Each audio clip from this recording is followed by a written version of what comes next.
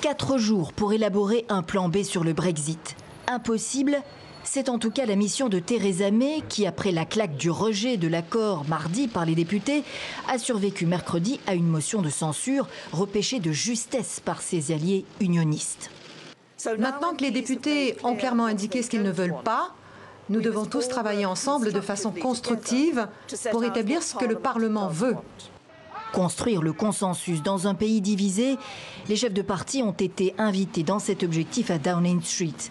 Libéraux, nationalistes gallois, écossais, verts y sont allés. L'opposition travailliste, elle, s'y refuse pour l'instant. Le point de départ de toute discussion doit être l'abandon de toute menace de l'issue désastreuse pour le pays d'un Brexit sans accord. Il faut enlever ce non-accord de la table.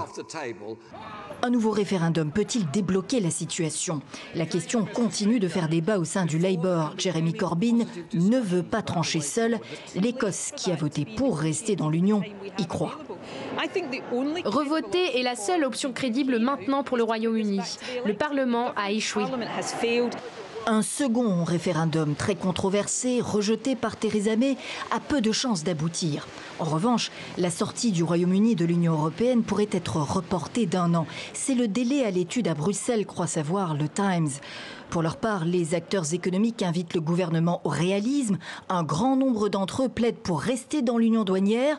Vu le brouillard, les gouvernements européens, eux, se préparent à un Brexit sans accord.